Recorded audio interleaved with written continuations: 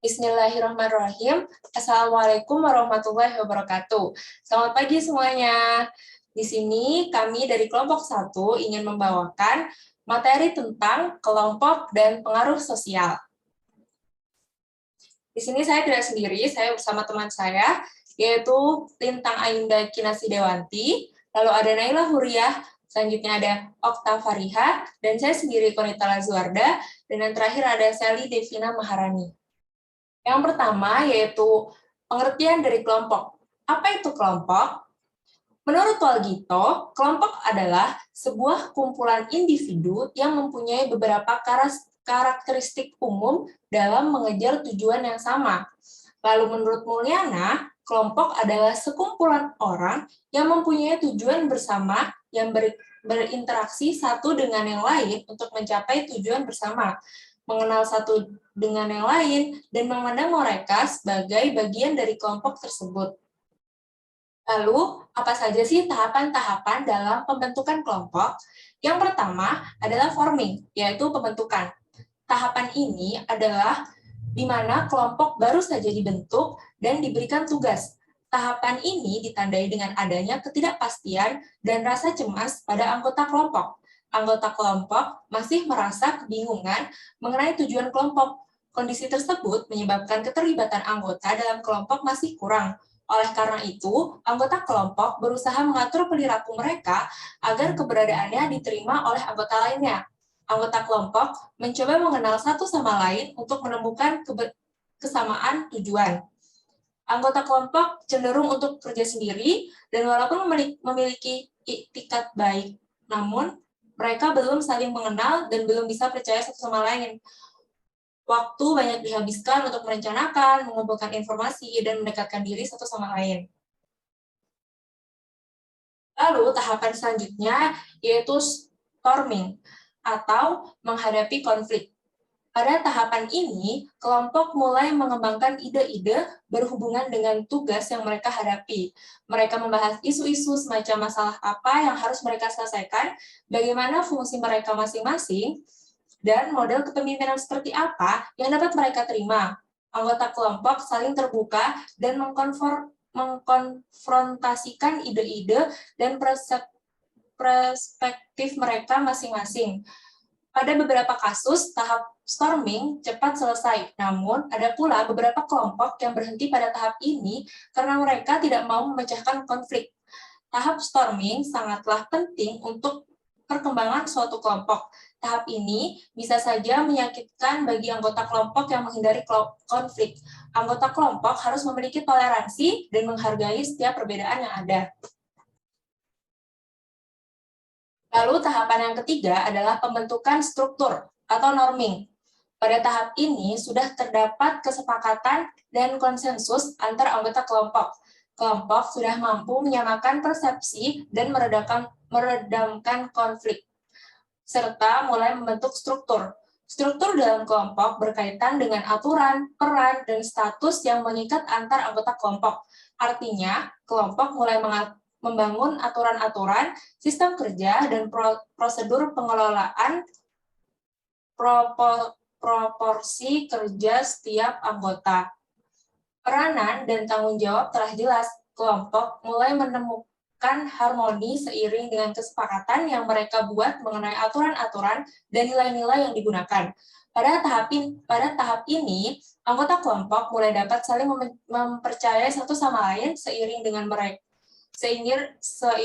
mereka melihat kontribusi penting masing-masing anggota untuk kelompok. Tahapan selanjutnya, yaitu tahap keempat, adalah performing atau produktivitas.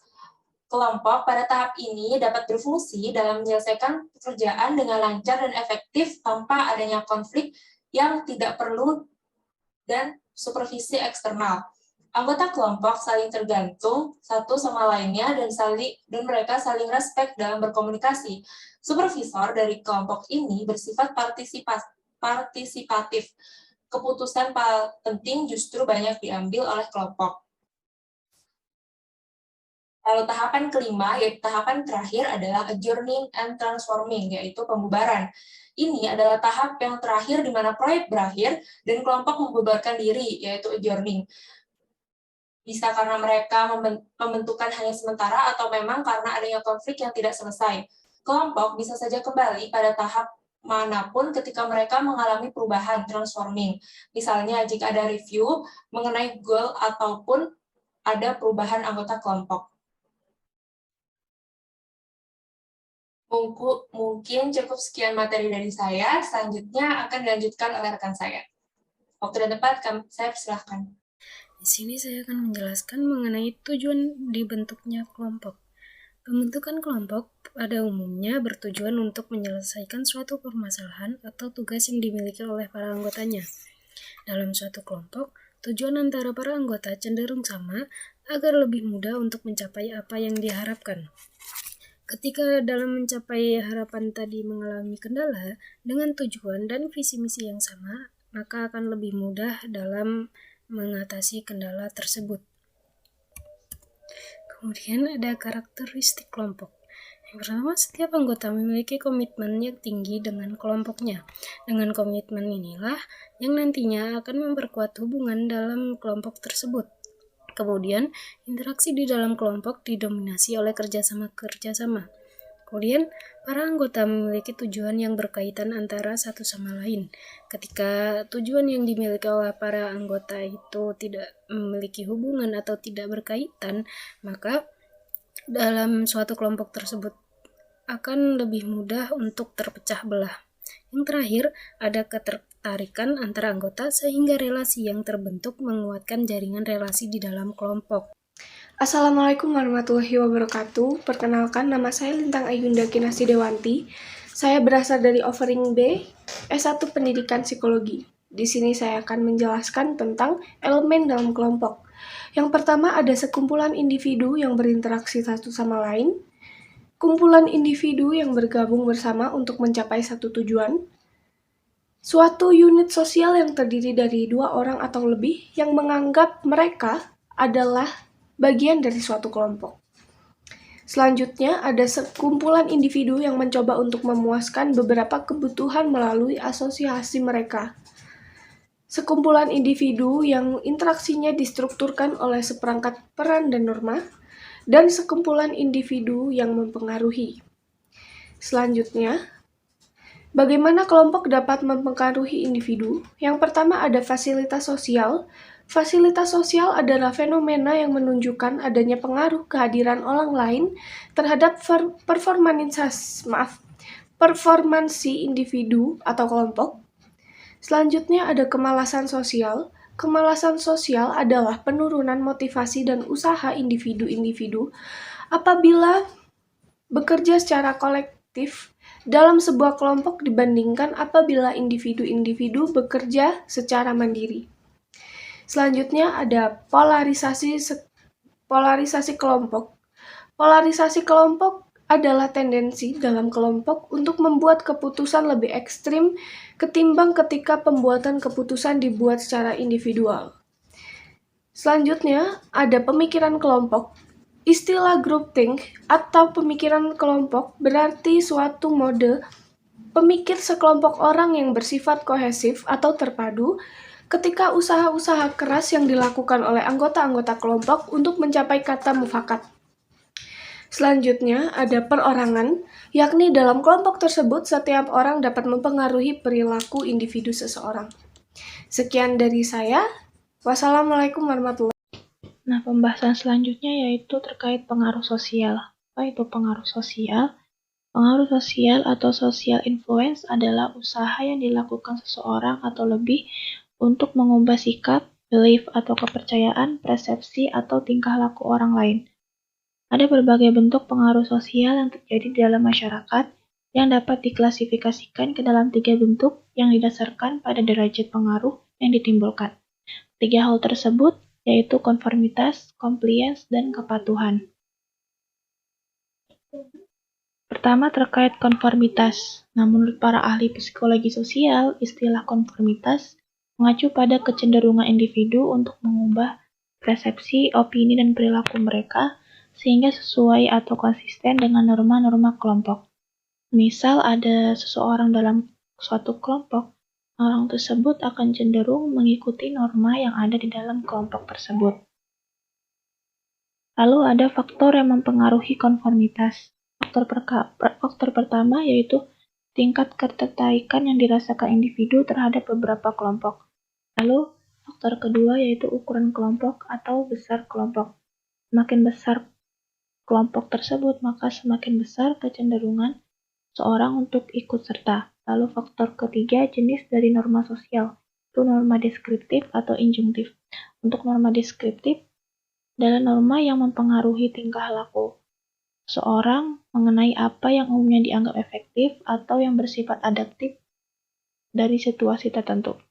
Nah, sifat ini tidak dinyatakan secara tegas dan tertulis.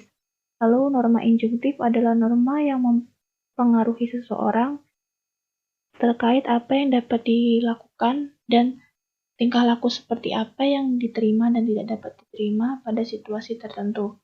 Nah, norma ini bersifat tegas, tertulis, dan memiliki sanksi apabila tidak dilaksanakan. Lalu mengenai mengapa individu cenderung melakukan konformitas. Nah, ada dua kajian terkait mengapa individu cenderung melakukan konformitas. Yang pertama yaitu informasional. Individu melakukan konformitas karena mereka ingin agar keputusan yang diambil benar. Lalu normatif, adanya kecemasan terhadap konsekuensi negatif dari sesuatu yang menyimpang. Nah, pengaruh normatif ini didasari karena adanya keinginan seseorang untuk disukai oleh orang lain dan dapat diterima oleh orang lain. Karena pada dasarnya, orang-orang yang disukai itu memiliki pengaruh yang lebih besar. Perilaku atau perkataan mereka akan diikuti oleh orang yang menyukainya. Penjelasan selanjutnya yakni terkait compliance atau kesepakatan. Compliance ini merupakan perilaku yang ditimbulkan oleh permintaan secara langsung atau menggunakan kalimat langsung. Lalu, compliance atau kesepakatan ini adalah usaha untuk membuat orang lain mengatakan iya terhadap permintaan langsung yang diajukan kepadanya. Situasi yang membuat compliance seperti permohonan pertolongan kepada teman. Untuk contoh kalimatnya yaitu, bisakah Anda membantu saya? Nah, dari contoh kalimat tersebut, nantinya pemohon akan mengharapkan kepada pihak yang lain untuk mengatakan iya.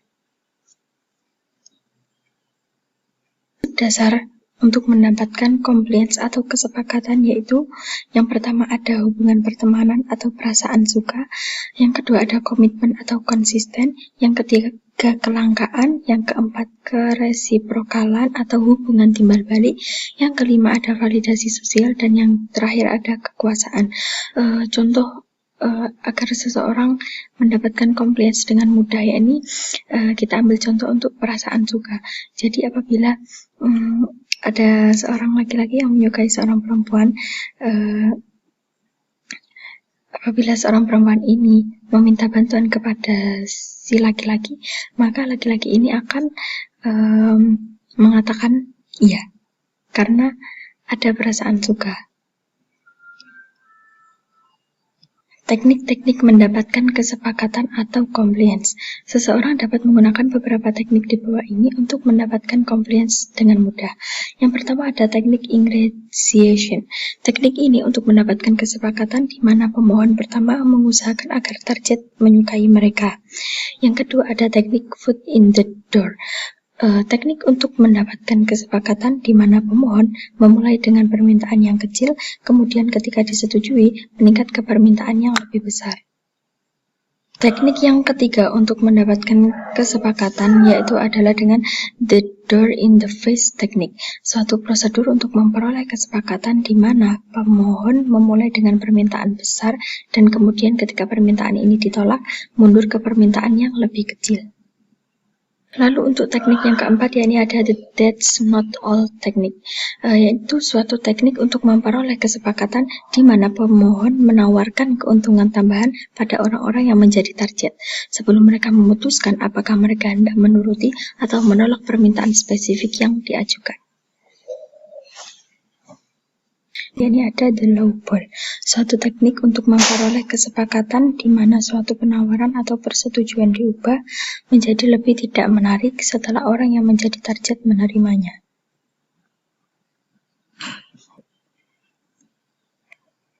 Lalu teknik yang keenam adalah teknik jual mahal.